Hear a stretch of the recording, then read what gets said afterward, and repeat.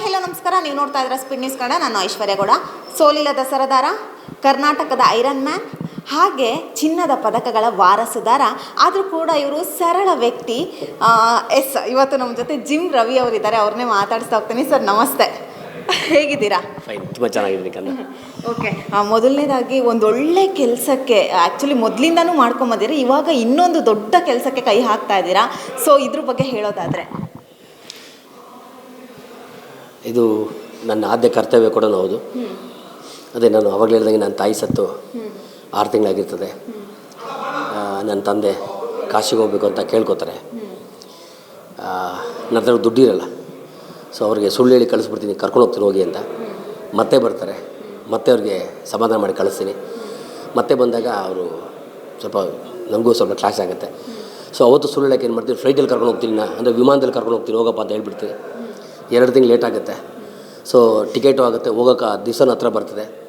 ನಾನು ನನ್ನ ಊರು ಕೋಲಾರ, ನಮ್ಮ ಅಪ್ಪನಿಗೆ ಫೋನ್ ಮಾಡಿ ಹೇಳ್ತೀನಿ, ರೆಡಿಯಾಗಿರಪ್ಪ ಹೋಗೋಣ, ಕಾಶಿ ಕರ್ಕೊಂಡು ಹೋಗ್ತೀನಿ ಅಂತ. ಸೊ 5 ಗಂಟೆಗೆ ಅವ್ರಿಗೆ ಫೋನ್ ಮಾಡಿ ಮಾತಾಡಿರ್ತೀನಿ. ಸೊ 5:15ಗೆ ನಮ್ಮ ಅಕ್ಕ ಫೋನ್ ಮಾಡ್ತಾರೆ, ಅಪ್ಪ ತೀರ್ಕೊಂಡ್ರು ಅಂತ. ಅಪ್ಪ ತೀರ್ಕೊಂಡ್ರು ಅನ್ನೋ ನೋವಿನ, ಅವ್ರಿಗೆ ಕಾಶಿಗೆ ಕಳಿಸ್ಲಿಲ್ವ, ಕರ್ಕೊಂಡು ಹೋಗ್ಲಿಲ್ವಲ್ಲ ಅನ್ನೋ ನೋವು ನನ್ನ ತುಂಬ ಕಾಡುಬಿಡ್ತು ಸ್ನೇಹಿತರೆ. ಆವತ್ತಿಂದ ಇವತ್ತು ತನಕ ನಾನು ಹುಟ್ಟಿದವ ನಾನು ಮಾಡ್ಕೊಳ್ಳಿಲ್ಲ. ಅವತ್ತೊಂದು ತೀರ್ಮಾನ ಮಾಡ್ತೀನಿ, ಒಂದು 20 ಜನಕ್ಕೋ 10 ಜನಕ್ಕೋ 15 ಜನಕ್ಕೋ ಕಾಶಿ ಯಾತ್ರೆನ ಉಚಿತವಾಗಿ ವಿಮಾನದಲ್ಲೇ ಮಾಡಿಸ್ಬೇಕು ಅಂತ ಒಂದು ತೀರ್ಮಾನ ಮಾಡಿ ಅವತ್ತಿಂದ ಹಣನ ಕೂಡು ಮಾಡೋದಕ್ಕೆ ಒಂದು ಸ್ಟಾರ್ಟ್ ಮಾಡಿದೆ. ಇವತ್ತು 101 ಜನನ ಕರ್ಕೊಂಡೋಗೋ ಒಂದು ಶಕ್ತಿನ ಭಗವಂತ ನನಗೆ ತಾಯಿ ಚಾಮುಂಡೇಶ್ವರಿಯನ್ನು ಕೊಟ್ಟಿದ್ದಾಳೆ. ಹಂಗಾಗಿ ಇವತ್ತು 2ನೇ ತಾರೀಕು ಬೆಳಗ್ಗೆ 6 ಗಂಟೆಗೆ ಒಂದು 101 ಜನ ಟೀಮ್ ಹೋಗ್ತಾಯಿದ್ದೀವಿ. ಅಯೋಧ್ಯ, ಪ್ರಯಾಗ್ರಾಜ್ ಹಾಗೂ ಕಾಶಿ ದರ್ಶನ ಮಾಡೋಕ್ಕೆ ಹೋಗ್ತಾ ಇರ್ತೀವಿ. ಒಂದಷ್ಟು ಜನ ಹೆಂಗೆ ಅಂದರೆ ಸರ್, ಏನಾದರೂ ಒಂದು 10 ರೂಪಾಯಿ ಕೊಟ್ಟರು ಅದನ್ನ ಪಬ್ಲಿಸಿಟಿಗೋಸ್ಕರ ವಿಡಿಯೋ ಮಾಡಿ ಹಾಕೋತಾರೆ. ಬಟ್ ನೀವು ಎಷ್ಟೊಂದು ಸಹಾಯ ಮಾಡಿದ್ದೀರಾ, ಆದರೂ ಕೂಡ ಯಾವತ್ತೂ ಕೂಡ ಪಬ್ಲಿಸಿಟಿ ಮಾಡ್ಕೊಂಡಿಲ್ಲ. ಬಟ್ ಇಷ್ಟೊಂದು ಸರಳ ವ್ಯಕ್ತಿ ಆಗೋಕ್ಕೆ ಹೆಂಗೆ ಸರ್ ಸಾಧ್ಯ? ಮೇಡಮ್, ನಾನು ತುಂಬ ಬಡತನದಿಂದ ಬಂದ ವ್ಯಕ್ತಿ. ಬಡತನ ಅಂದರೆ ತಪ್ಪಾಗುತ್ತೆ, ತುಂಬ ಕಡು ಬಡವ ನಾನು. ಸೊ ಅಲ್ಲಿಂದ ಬಂದಂಥ ವ್ಯಕ್ತಿ ನಾನು ಇವತ್ತು ಎಲ್ಲ ಪಡ್ಕೊಂಡಿದ್ದೀನಿ. ಕಾರಿದೆ, ಸ್ವಂತ ಮನೆ ಇದೆ, ಇರೋಕ್ಕೆ ಎಲ್ಲ ಮುದ್ದಾದ ಹೆಂಡ್ತಿದ್ದಾಳೆ, ಮಗಳಿದ್ದಾರೆ, ಅಪ್ಪ ಅಮ್ಮ ಫ್ಯಾಮಿಲಿಸ್ ಎಲ್ಲರೂ ಆಶೀರ್ವಾದ ಇರೋದ್ರಿಂದ ನನಗೆ ಪಬ್ಲಿಸಿಟಿ ಯಾಕೆ ಬೇಕು ಮೇಡಮ್? ಸೊ ನನಗೆ ಪಬ್ಲಿಸಿಟಿ ನಾನು ಯಾವತ್ತೂ ಇಷ್ಟಪಡಲ್ಲ, ಬಂದಿಲ್ಲ, ಬರೋದಿಲ್ಲ. ಸೊ ಇದೇನೋ ದೊಡ್ಡ ಕಾರ್ಯ ಅಂತೇಳಿ ಎಲ್ಲರೂ ಅಂದ್ಕೊಂಡಿದ್ದಾರೆ. ಬಟ್ ನನಗಿದನ್ನು ಇನ್ನೂ ಏನೋ ಮಾಡಬೇಕು, ಇನ್ನೂ ಸಾಧನೆ ಮಾಡಬೇಕು, ಇನ್ನೂ ವರ್ಷ ಸಾಧ್ಯವಾದ ಇನ್ನೊಂದು 10-20 ಜನ ಕರ್ಕೊಂಡು ಹೋಗ್ಬೇಕಂತ ಒಂದು ತೀರ್ಮಾನ ಕೈಗೊಂಡಿದ್ದೀನಿ. ಅದಕ್ಕೆ ನಿಮ್ಮ ಸಹಕಾರ ಬೇಕು, ರಾಜ್ಯದ ಜನತೆ ಆಶೀರ್ವಾದ ಬೇಕು.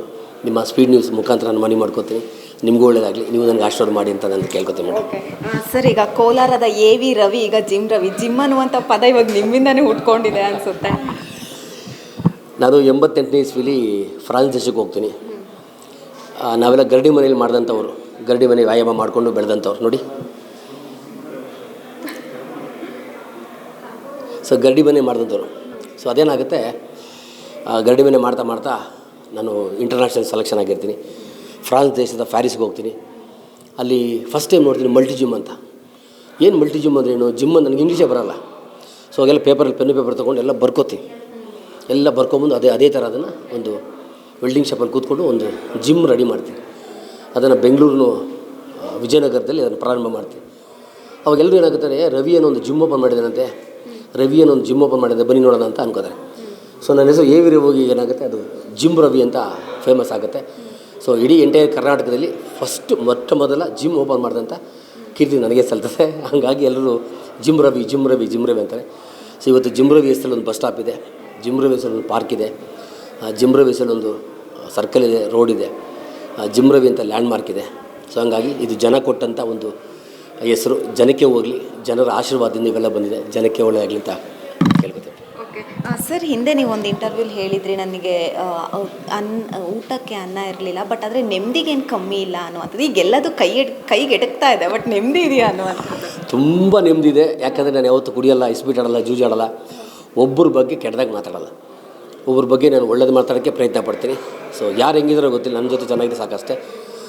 ನನ್ನಷ್ಟು ಖುಷಿಯಾಗಿರೋ ವ್ಯಕ್ತಿ ಯಾರೂ ಇಲ್ಲ, ನನ್ನಷ್ಟು ಸಂತೋಷವಾಗಿರೋ ವ್ಯಕ್ತಿ ಬೇರೆ ಯಾರೂ ಇಲ್ಲ. ಯಾಕೆಂದರೆ ನಾನು ಏನಿದೆ ಅದರಲ್ಲೇ ಖುಷಿ ಪಡ್ತೀನಿ. ಯಾರೊಬ್ಬ ಸ್ನೇಹಿತನೋ ಅವ್ರು ಯಾವ ಥರ ಇದ್ದರೂ ಅದೇ ಥರ ಪ್ರೀತಿ ಮಾಡ್ತೀನಿ. ಅವನು ಹಿಂದೆ ಮುಂದೆ ಬ್ಯಾಕ್ಗ್ರೌಂಡ್ ನೋಡಲ್ಲ, ನನ್ನನ್ನು ಯಾರಿಗೂ ಕಂಪೇರ್ ಮಾಡ್ಕೊಳ್ಳಲ್ಲ.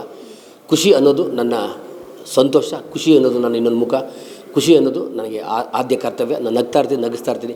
ನೀವು ಅಷ್ಟೇ ನಗಿಸ್ತಾರೆ, ಖುಷಿಯಾಗಿರಿ. Love you. Okay sir, thank you so much. ನನ್ನನ್ನು ಯಾರೇ ಮಾತಾಡ್ಸಿದ್ರು ನಾನು ಫಸ್ಟ್ ಹೇಳಿದಾಗ ಲವ್ ಯು ಸರ್ ಅಂತೀನಿ. ಫಸ್ಟ್ ಅದನ್ನು ಎಲ್ಲ ಮಾತು ಮುಗಿಸಿದಾಗ ಲವ್ ಯು ಸರ್ ಅಂತೀನಿ. ಹಾಗಾಗಿ ಈಗ ಲವ್ ಯು ರವಿ ಅಂತ ಆಗ್ಬಿಟ್ಟಿದೆ. ಎಲ್ರಿಗೂ ಕಾರ್ ಪೆಟ್ರೋಲ್ ಹಾಕ್ಸೋಕ್ಕಾಗ್ಬೋದು, ಡೀಸೆಲ್ ಹಾಕ್ಸ್ಬೇಕು, ಪಂಚರ್ ಹುಡುಗ ಆಗ್ಬೋದು, ಹೋಟ್ಲ್ ಹುಡುಗ, ಯಾರು ಬೇಕು ಸಿಗೋದು ನಾನು ರವಿ ಐ ಲವ್ ಯು ಅಂತ ಹೇಳ್ತೀನಿ. ಪ್ರೀತಿನ ಸಮುದ್ರಕ್ಕಿಂತ ಜಾಸ್ತಿ ಕೊಡ್ಬೋದು, ಎಷ್ಟು ಬೇಕಾದ್ರೂ ಕೊಡ್ಬೋದು, ಆಕಾಶಕ್ಕಿಂತ ಜಾಸ್ತಿ ಕೊಡ್ಬೋದು. ಅದು ನಮ್ಮ ಒಳಗಡೆ ಇದೆ. ಸೊ ಹಂಗಾಗಿ ಎಲ್ಲರೂ ಪ್ರೀತಿ ಮಾಡ್ತಾರೆ, ಖುಷಿಯಾಗಿರಿ, ನಗಿಸ್ತಾರೆ, ನಗ್ತಾಯಿರಿ. ಓಕೆ, ಈಗ ರೀಸೆಂಟಾಗಿ ಒಂದು ಅಪ್ಪು ಕೆಫೆ ಅನ್ನೋದು ಕೂಡ ಮಾಡಿದ್ದೀರಾ. ದುಡ್ಡಿದ್ರೆ ಮಾತ್ರ ಹಾಕ್ಬೋದು, ಇಲ್ಲ ಅಂದರೆ ಹಾಗೆ ತಗೊಳ್ಬೋದು ಅನ್ನುವಂಥದ್ದು. ಸೊ ಅದು ಯಾಕೆ ಬಂತು ಆ ಕಾನ್ಸೆಪ್ಟ್ ಅನ್ನುವಂಥದ್ದು? ಹೇಳಿದೆ ಮೇಡಮ್, ನಾವು ಬೆಂಗಳೂರಿಗೆ ಬಂದ ಸಂದರ್ಭದಲ್ಲಿ ಒಂದೊತ್ತು ಊಟಕ್ಕೂ ಕಷ್ಟ ಇದ್ದಂಥ ಜನ ನಾವು. ಇವತ್ತು ಭಗವಂತ ಎಲ್ಲ ಕೊಟ್ಟಿದ್ದಾನೆ, ಎಲ್ಲ ಪಡ್ಕೊಂಡಿದ್ದೀವಿ. ಹಂಗೆ ಸತ್ತೋಗ್ಬಾರ್ದು.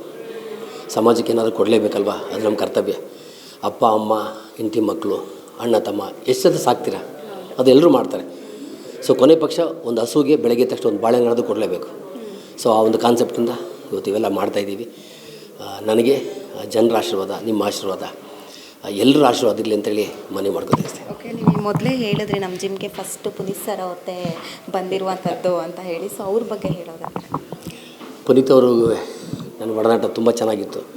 ಅವ್ರಿಗೆ ಅವರು ವರ್ಕೌಟು ಫ್ರೀಕ್, ಅಂದರೆ ಎಕ್ಸಸೈಸ್ ಮಾಡೋಕ್ಕೆ ಅವರು ತುಂಬ ಇಷ್ಟ ಅವ್ರಿಗೆ. ನಾವು ಯಾವಾಗ ಸಿಕ್ಕಿದ್ರೂ ಬರೀ ವರ್ಕೌಟ್ ಬಿಟ್ಟರೆ ಬೇರೆ ಬಗ್ಗೆ ಮಾತಾಡ್ದೇನಿಲ್ಲ.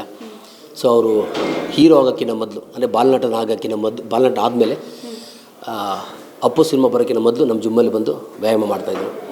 ಅದು ನನಗೆ ತುಂಬ ಖುಷಿ ಇದೆ. ಅಪ್ಪು ಇವತ್ತು ಅಮರವಾಗಿದ್ದಾರೆ. ಅವರ ಆತ್ಮಕ್ಕೆ ಭಗವಂತ ಒಳ್ಳೆ ಕೊಟ್ಟಿರ್ತಾನೆ. ನಮ್ಮ ಜೊತೆ ಸದಾ ಸಿದ್ಧವಾಗಿ ಸದಾ ಇರ್ತಾರೆ, ಸದಾ ಲೈವಲ್ಲಿದ್ದಾರೆ. ಇವತ್ತು ಇರ್ತಾರೆ, ಮುಂದಕ್ಕೆ ಇರ್ತಾರೆ, ಯಾವತ್ತೂ ಇರ್ತಾರೆ. ಸೊ ಅಪ್ಪು ಅವ್ರಿಗೆ ಅವರಪ್ಪ, ಅವ್ರ ಫ್ಯಾಮಿಲಿ ಪ್ರೇರೇಪಣೆಯಾಗಿ ಇವತ್ತು ವಿಶ್ವದಲ್ಲಿ ಹೆಸರು ಮಾಡಿದರೆ, ನನಗೆ ನನ್ನ ಬಡತನ ಪ್ರೇರೇಪಣೆ. ಇನ್ನೂ ಸಾಧನೆ ಮಾಡಬೇಕು. ಅಪ್ಪು ಅವ್ರ ಮುಂದೆ ಇನ್ನೂ ಚಿಕ್ಕ ಹುಡುಗ, ಬಡತನ ನಾನು ತುಂಬ ಖುಷಿ ಹೇಳ್ಕೊಡ್ತೀನಿ. ನನ್ನ ಬಡತನ ನಾನು ಇವತ್ತು ಇಲ್ಲಿ ತನಕ ಕರ್ಕೊಬತ್ತು. ಬಡವನಾರಕ್ಕೆ ಇಷ್ಟಪಡ್ತೀನಿ, ಬಡವ ಅಂತ ಹೇಳ್ಕೊಳ್ಳೋದು ಖುಷಿ ಪಡ್ತೀನಿ, ಬಡವನಾಗಿ ಬದುಕೋಕ್ಕೆ ಇಷ್ಟಪಡ್ತೀನಿ. ಕೊರೋನಾ ಟೈಮಲ್ಲಿ ಒಂದಷ್ಟು ಜನ ಬೆಂಗಳೂರನ್ನೇ ಬಿಟ್ಟು ಅವ್ರ ಊರುಗಳಿಗೆ ಹೋಗಿದ್ದಾರೆ. ಬಟ್ ನೀವು ಕೆಲವೊಬ್ಬರು ಹೆಂಗೆ ಅಂದರೆ ಮನೆಯಿಂದ ಆಚೆ ಬರೋಕ್ಕೂ ಕೂಡ ಭಯ ಪಡ್ತಾಯಿದ್ರು. ಬಟ್ ನೀವು ಒಂದಷ್ಟು ಜನಕ್ಕೆ ಹೆಲ್ಪ್ ಮಾಡಿದ್ದೀರಾ, ಮನೆಯಿಂದ ಆಚೆ ಬಂದು ಊಟಗಳನ್ನ ನೀಡೋದಾಗಿರ್ಬೋದು. ಸೊ ಅದ್ರ ಬಗ್ಗೆ ಹೇಳೋದು. ಕರೋನಾದಲ್ಲಿ ನಾನು ಯೋಚನೆ ಮಾಡಿದೆ ಮೇಡಮ್, ಎಲ್ಲರೂ ಊರು ಬಿಟ್ಟು ಹೋಗಿದ್ರು, ನೀರಿಲ್ಲ, ಊಟ ಇಲ್ಲ, ತಿಂಡಿ ಇಲ್ಲ, ಎಲ್ಲೆಲ್ಲೋ ಕಷ್ಟದಲ್ಲಿದ್ದರು. ನಾನು ಮನೇಲಿ ಕೂತ್ಕೊಂಡ್ರೆ ಹೆಂಗೆ, ತಪ್ಪು, ನಾನು ಆಚೆ ಬರಬಾರ್ದಾಗಿದ್ದು, ಬಂದಿದ್ದು ತಪ್ಪು. ಬಟ್ ಏನು ಮಾಡಲಿ, ವಿಧಿ ಇಲ್ವಲ್ಲ. ಹಂಗಾಗಿ ಮಾಸ್ಕ್ ಹಾಕ್ಕೊಂಡು ನನ್ನ ಕೈಲಿ ಎಷ್ಟು ಸಹಾಯವಾಗುತ್ತೋ ಅಷ್ಟು ಸಾಲ ಸೂಲ ಮಾಡಿ ಎಲ್ರಿಗೂ ಸಹಾಯ ಮಾಡಿದೆ. ಫ್ರೀ ಶವ ಸಂಸ್ಕಾರ ಮಾಡಿದೆ, ಫುಡ್ ಕಿಟ್ ಕೊಟ್ಟೆ, ನನ್ನ ಕೈಲೇ ಬಸ್ ಚಾರ್ಜ್ ಕೊಟ್ಟೆ, ಊರಿಗೆಲ್ಲ ಕಳಿಸಿದ್ದೀನಿ, ಊರಿಗೆ ಕರ್ಕೊಂಬಂದಿದ್ದೀನಿ, ಡಾಕ್ಟ್ರೆಲ್ಲ ಕರೆಸಿ ಚೆಕ್ ಮಾಡಿಸಿದ್ದೀನಿ, ಆಸ್ಪತ್ರೆ ಬೆಡ್ ಕೊಡಿಸಿದ್ದೀನಿ, ಸುಮಾರು ಮಾಡಿದ್ದೀನಿ. ಬಟ್ ಅದನ್ನು ನಾನು ಹೇಳ್ಕೊಳಕ್ಕೆ ಇಷ್ಟಪಡಿಲ್ಲ. ಬಟ್ ನೀವು ಬಿಡ್ತಾ ಇಲ್ಲ, ನಾನು ಏನು ಮಾಡಲಿ, ಸಾಕು ಮೇಡಮ್ ಪ್ಲೀಸ್. ನಿಮಗೆಲ್ಲರಿಗೂ ಹೆಸರಾಂತ ನಟ ಕೂಡ ಹೌದು, ಸಾಮಾಜಿಕ ಕಾರ್ಯಗಳಲ್ಲಿ ಕೂಡ ತೊಡಗಿಸ್ಕೊಂಡಿದ್ದೀರಾ. ಸೊ ರಾಜಕೀಯಕ್ಕೆ ಬರುವಂಥ ಪ್ಲ್ಯಾನ್ ಏನಾದರೂ ಇದೆಯಾ ಜಿಮ್ ರವಿ ಅವರಿಗೆ? ಖಂಡಿತ ಬೇರೆ ವಿಷಯ ಮಾತಾಡಿ, ನಾನು ಯಾವತ್ತೂ ಅದನ್ನು ಕನಸಲ್ಲೂ ಯೋಚನೆ ಮಾಡಲ್ಲ. ಸೊ ನಾನೀಗ ಒಂದು MLA, ನಾನೊಂದು MP, ನಾನೊಂದು ಮುಖ್ಯಮಂತ್ರಿ, ನಾನೊಂದು ಹೃದಯವಂತ, ನಾನೊಂದು ಖುಷಿಯಾಗಿದ್ದೀನಿ. ಇದಕ್ಕೆ ನನಗೇನು ಬೇಡ ಮೇಡಮ್, ಅದಕ್ಕೆ ರಾಜಕೀಯಕ್ಕೆ ಹೋಗ್ಬೇಕಂತೇನಿಲ್ಲ. ಸೊ ನನಗೆ ರಾಜಕೀಯ ಆಗಿ ಬರಲ್ಲ, ನಾನು ಹೋಗಲ್ಲ. ನಾನು ಇವಾಗ ಹೆಂಗಿದಿಲ್ಲ ಹಂಗೆ ಇರೋಕ್ಕೆ ನನಗೆ ತುಂಬ ಇಷ್ಟ. ಇನ್ನೂ ಒಂದು 10 ಜನಕ್ಕೆ ಸಾಧ್ಯವಾದಷ್ಟು ಸಹಾಯ ಮಾಡ್ತೀನಿ. ಕೊನೆ ಪಕ್ಷ ನನಗೆ ಶಕ್ತಿನೇ ಇಲ್ಲ ಅಂದಾಗ ನಾನು ಬ್ಲಡ್ ಆರ್ಡರ್ ಮಾರಿ ಸಮಾಜ ಸೇವೆ ಮಾಡಬೇಕಂತ ಆಸೆ ಪಡ್ತೀನಿ, ಅಷ್ಟೇ madam. Okay sir, thank you. Yes, ಇದಿಷ್ಟು ಜಿಮ್ ರವಿ ಅವರ ಮಾತಾಗಿತ್ತು. ಕ್ಯಾಮ್ರಾ ಪರ್ಸನ್ ರಿಯಾಜ್ ಜೊತೆ ಐಶ್ವರ್ಯ ಗೌಡ, ಸ್ಪೀಡ್ ನ್ಯೂಸ್ ಕನ್ನಡ, ಬೆಂಗಳೂರು. ಹೆಚ್ಚಿನ ಸುದ್ದಿಗಳಿಗಾಗಿ ನಮ್ಮ ಚಾನೆಲ್ನ ಸಬ್ಸ್ಕ್ರೈಬ್ ಮಾಡಿ.